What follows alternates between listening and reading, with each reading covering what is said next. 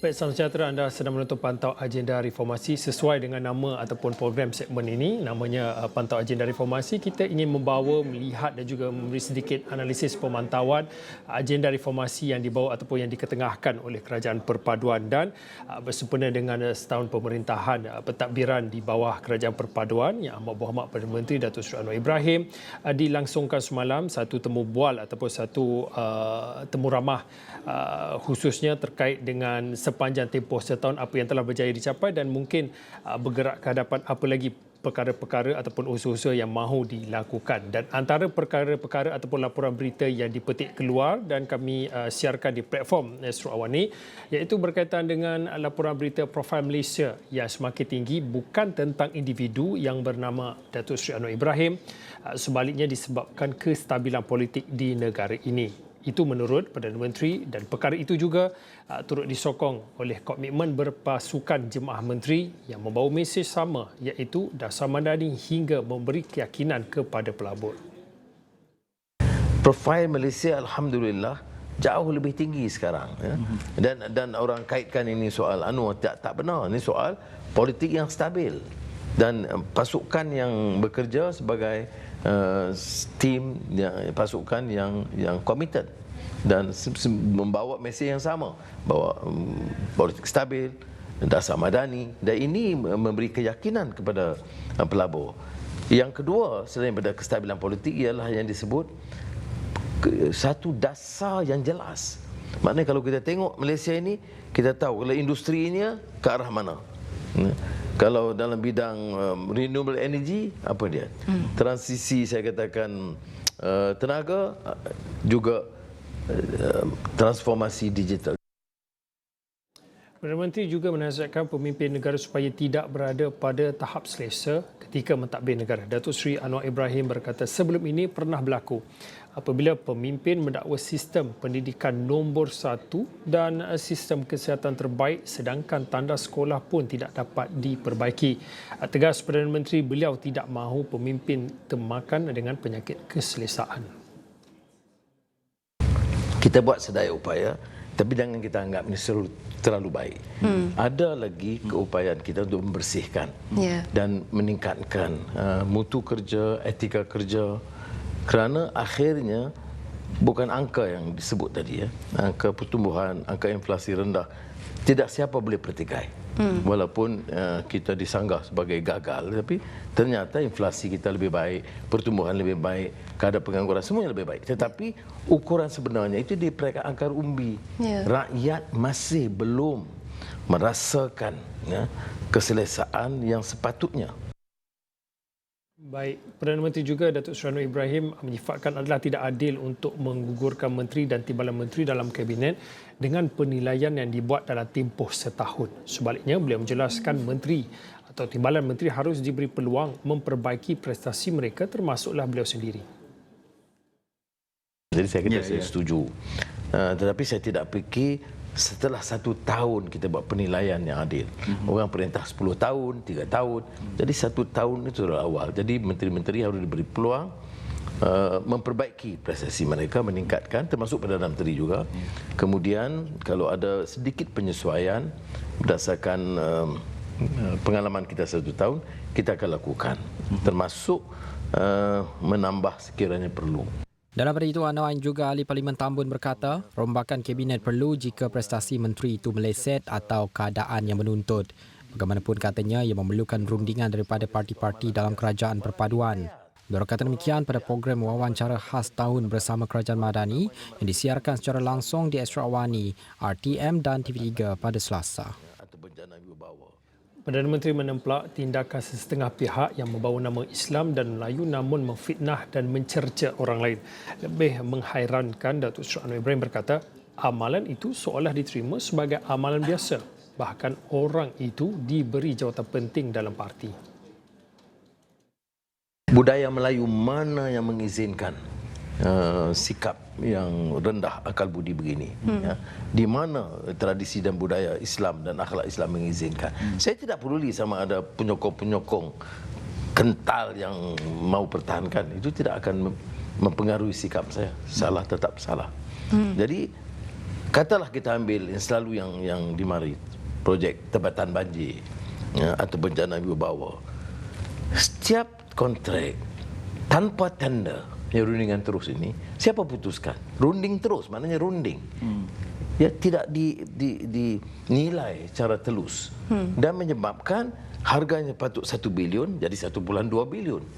Ya, harus 3 bilion jadi 4 bilion. Jadi kan kapal-kapal tak sampai, projek tempatan banjir tak jalan. Perdana Menteri menyanggah dakwaan sesetengah pihak terutamanya pada pembangkang yang mengatakan kerajaan perpaduan tidak beri tumpuan kepada orang Melayu. Mengambil contoh soal bahasa Melayu, Datuk Seri Anwar Ibrahim berkata kepimpinan sekarang lebih tegas berbanding sebelumnya dan tegasnya beliau tidak akan membenarkan orang menggunakan nama Bumi Putra namun mengkhianatinya dengan memberikan projek kepada bukan Bumi Putra. Ya, soal program-program, kalaupun kata Jana Wibawa tutup Bumi Putra, saya lebih tegas. Saya tidak benarkan orang khianat nama Bumi Putra bagi masyarakat Cina. Tetapi kalau tender biasa ikut peraturan, sama ada Cina atau India atau Dayak atau Melayu, itu soal lain ya. Kemudian amalan sakau menyakau ni, saya tak peduli sama ada Melayu atau Cina atau India. Ya, kita kena ambil tindakan yang tegas. Jadi apa di mana yang tidak Melayunya? Ya, dasar hak kesemuan Melayu 153 itu peruntukan dalam perlembagaan. Ada golongan yang liberal elit yang marah kerana mengapa Anwar masih terikat dengan dasar Bumi Putra. Ini dasar yang termaktub dalam perlembagaan yang kita sepakati. Okey, baik. Untuk waktu ini, saya nak bersama dengan Profesor Madar Dr. Mazlan Ali, Penganalisis Politik pada Universiti Teknologi Malaysia UTM. Assalamualaikum Dr. Mazlan. Waalaikumsalam warahmatullahi wabarakatuh. Dr. Mazlan, saya kira sempat juga untuk menonton program ataupun temu bual yang dilangsungkan semalam bersempena dengan setahun pentadbiran Kerajaan Perpaduan. Mungkin sebagai pendahuluan ataupun untuk waktu ini, mungkin dalam tempoh setahun ini, sudut pandang daripada seorang penganalisis politik, apa yang okey dan apa yang mungkin boleh ditambah baik dalam tempoh setahun ini, Doktor? Ya, saya melihat sudah pastilah setahun di bawah pentadbiran Datuk Seri Anwar Ibrahim, perbezaan dengan tempoh yang lalu adalah kestabilan yang diwujudkan oleh beliau kerana kerajaan perpaduan yang berdiri sekarang ini disokong oleh beberapa paksi politik yang kuat. Dan kebolehan Datuk Seri Anwar ini setelah disokong oleh UMNO dan juga parti daripada Sarawak dan Sabah. Beliau boleh memastikan hubungan tersebut semakin kukuh. Kerana pengukuhan ini, sokongan daripada UMNO dan juga parti daripada Sarawak dan Sabah inilah yang menjadi pencetus kepada kestabilan di dalam negara.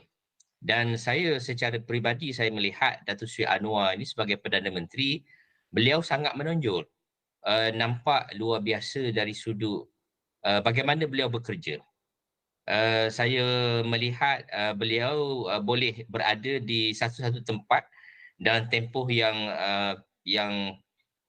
tidak lama, tetapi beliau bergerak bekerja itu nampak seperti seorang yang tidak berusia seperti usia beliau. Dan perkara yang menarik tentang pentadbiran beliau adalah beliau mampu untuk mempromosi Malaysia ni di peringkat antarabangsa, di mana komitmen antarabangsa termasuklah komitmen pelabur-pelabur asing yang hendak membawa pelaburan asing secara langsung ke negara kita meningkat dengan begitu banyak.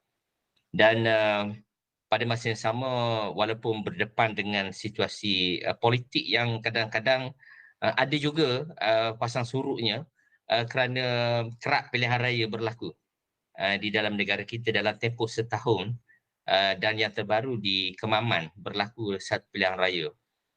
Tetapi saya kira Datuk Seri Anwar tidak tergugat dengan pilihan raya yang berlaku ini, dan nampaknya beliau fokus untuk memperbaiki negara ini, terutama asas ekonomi negara ini. Dan ini terbukti sebenarnya kalau kita lihat pada bajet 2024. Yang ketara adalah beliau dapat mengurangkan defisit belanjawan dan pada masa yang sama boleh meningkatkan subsidi kepada rakyat, membayangkan bahawa ini adalah petunjuk kejayaan bagaimana beliau boleh meneutralkan situasi ekonomi di mana pengurusan ekonomi negara itu dapat dilestarikan. Dan ada beberapa kritikan daripada pihak-pihak termasuklah daripada civil society tentang reform yang beliau janjikan. Dan saya fikir setahun itu belum cukup untuk memastikan beliau melaksanakan keseluruhan agenda reformasi dan perlu kita berlaku adil dan memberi peluang kepada Perdana Menteri untuk terus kerana beliau mempunyai tempoh 4 tahun lagi mandat yang ada ini. Dan juga ada kritikan bahawa nampaknya Perdana Menteri tidak melakukan reshuffle kabinet yang nampaknya banyak pihak merasakan perlu ada, juga menimbulkan persoalan kenapa jawatan Menteri KPDNK tidak diisi setelah 4 bulan. Namun saya fikir ada beberapa pertimbangan yang difikirkan oleh Perdana Menteri dan seperti yang beliau kata bahawa reshuffle kabinet ini akan berlaku pada hujung tahun ini sebelum tamatnya tahun 2024. Dan setakat ini saya secara umum melihat negara kita sudah berjaya dibawa ke arah fundamental yang baik dan insya-Allah 4 tahun akan datang ini saya agak optimis kepada Perdana Menteri. Dr. Mazlan, tadi doktor mengatakan kalau melihat dalam tempoh setahun ini tidak adil untuk nak mengadili secara keseluruhan prestasi ataupun pencapaian yang dilakukan sama ada untuk PMX ataupun barisan Menteri Kabinetnya. Tetapi dalam tempoh setahun ini, kalau saya ingat lagi, dalam ucapan sulung Yang Amat Berhormat Perdana Menteri ketika sewaktu menjadi Perdana Menteri, beliau mengatakan ada 3 perkara ataupun 3 agenda utama untuk diselesaikan, iaitu berkaitan dengan kos sara hidup, isu rasuah dan juga tata kelola. Jadi untuk tempoh setahun ini, ya betul seperti Dr. Mazlan tidak terlalu awal ataupun tidak adil untuk kita memberi penilaian dan juga pemantauan, tetapi dalam tempoh setahun ini, adakah 3 perkara ataupun 3 agenda utama ini dapat diuruskan dengan baik ataupun bagaimana, Doktor? Ya, kalau kita lihat dari sudut tata kelola di bawah Yang Amat Berhormat Perdana Menteri sekarang, kita melihat ketelusan itu adalah seperti mana beliau janjikan pentadbiran yang telus. Itu kita nampak. Walaupun ada desakan dan juga kritikan daripada beberapa pihak bahawa beliau perlu melaksanakan reformasi dengan segera, umpamanya reform ke atas institusi peguam negara misalnya, reformasi dalam beberapa perkara yang membabitkan governance dan seumpamanya. Saya fikir Datuk Seri Anwar sudah melakukan demikian. Dan kita tahu bahawa dalam tempoh setahun ini, negara kita walaupun berlangsung pemerintahan dalam tempoh yang sukar, berlaku krisis dunia yang berterusan, Rusia, Ukraine, dan berlaku kejatuhan mata wang kita akibat daripada dasar keuangan Amerika yang mempengaruhi bukan hanya Malaysia sebenarnya tetapi negara-negara lain yang kita lihat kejatuhan mata wang mereka itu dalam peratus yang lebih tinggi, termasuklah Jepun. Tetapi momentum dan juga daya saing Malaysia itu nampaknya bertambah baik. Kalau kita lihat mesej yang jelas kita lihat ya, pada hari ini tidak ada lagi isu tak ada telur, tak ada ayam, isu keperluan barangan asas rakyat nampaknya kita tak kedengaran lagi. Malah harga ayam sekarang nampaknya jauh lebih rendah.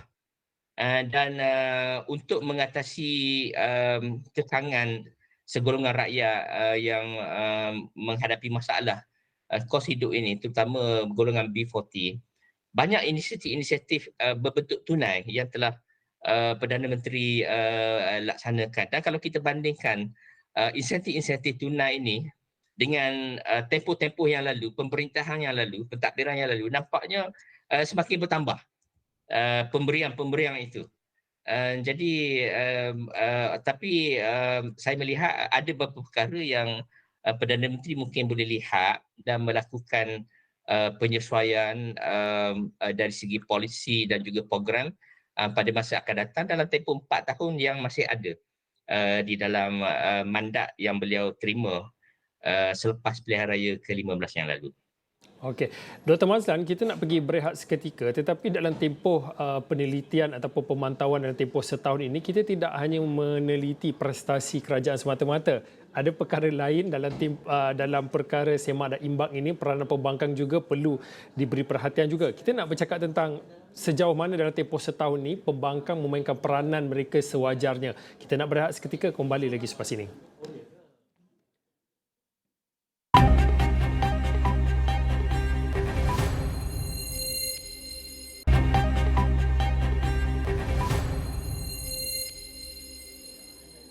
Baik, kembali dalam pantau agenda reformasi. Kami masih lagi bersama dengan Profesor Mada Dr. Mazlan Ali, Penasihat Politik dari Universiti Teknologi Malaysia UTM.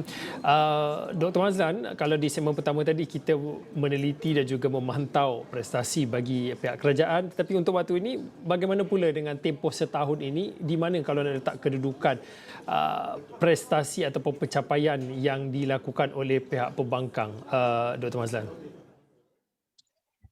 Ya, secara jujurnya saya melihat peranan pembangkang masih belum mencapai satu piawaian yang memuaskan dalam tempoh setahun ini, kerana saya melihat di parlimen, saya ikuti perbahasan-perbahasan di parlimen, kita nampak banyak perkara yang menyentuh soal yang tidak ada hubungan dengan kepentingan apa yang dibahaskan di parlimen. Misalnya provokasi itu berlaku, kita lihat di antara penyokong kerajaan dengan penyokong pembangkang.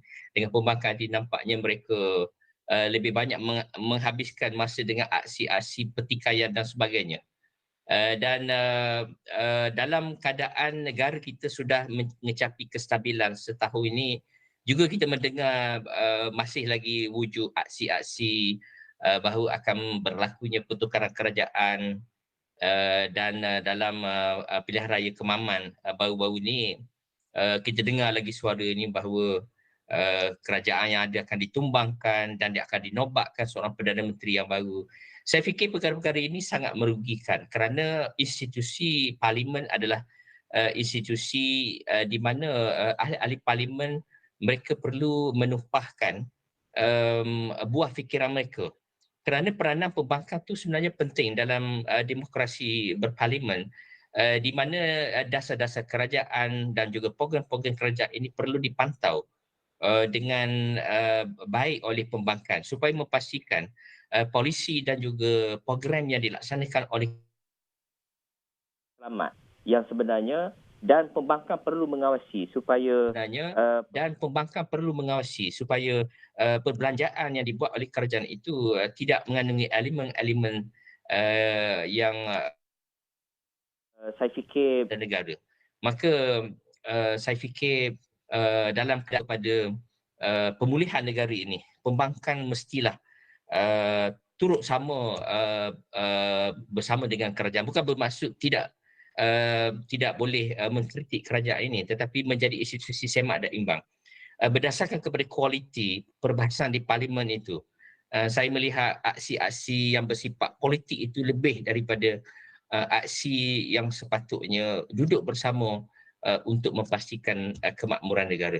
Jadi saya fikir dalam tempoh 4 tahun ini, institusi pembangkang perlu diperkasakan dengan tugas selaras dengan tugas dan tanggungjawab mereka sebagai institusi semak dan imbang kepada kerajaan. Dr. Mazlan, kalau ikutkan kita lagi berapa minggu lagi nak menuju kepada tahun 2024 dan tahun kedua bagi pentadbiran pemerintahan di bawah Kerajaan Perpaduan Kerajaan Madani Yang Amat Berhormat Perdana Menteri Datuk Seri Anwar Ibrahim. Kalau kita dengar tadi di awal-awal tadi Yang Amat Berhormat Perdana Menteri kalau ditanya tentang sejauh mana kestabilan politik yang ada pada ketika ini, jawabnya ia bukan tentang kestabilan politik semata-mata tetapi melihat kepada dasar ataupun polisi yang jelas.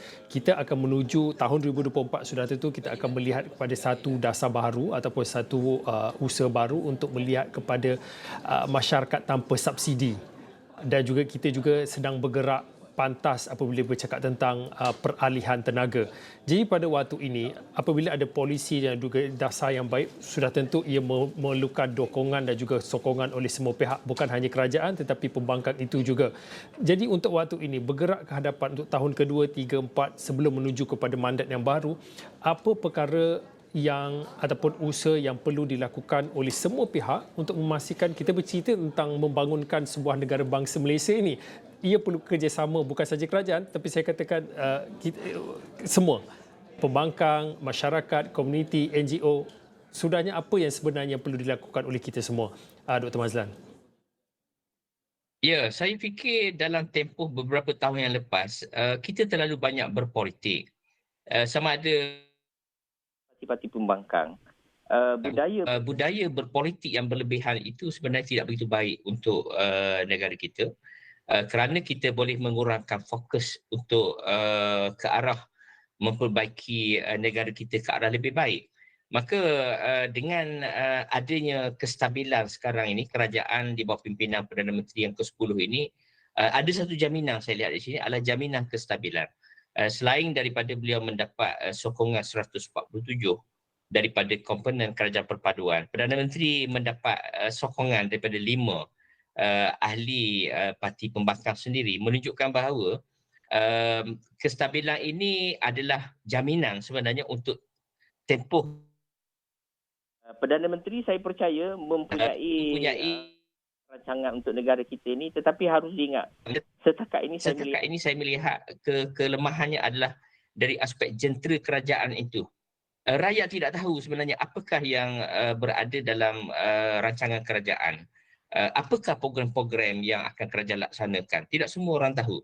Maka institusi jentera komunikasi ini perlu diperkasakan supaya program-program kerajaan ini, polisi-polisi kerajaan ini dapat difahami bukan hanya oleh rakyat biasa, malah di peringkat pegawai-pegawai kerajaan dan juga di sektor swasta, kumpulan-kumpulan ahli perniagaan, kerana adalah sangat penting supaya rakyat dari semua kelompok, daripada atas dan ke bawah, daripada bawah dan ke atas, mengetahui rancangan kerajaan ini agar mereka menyokong apa yang akan diusahakan oleh kerajaan dan matlamat kerajaan untuk pada masa akan datang ke arah subsidi SIFA, tarian, pengurusan tenaga dan sebagainya.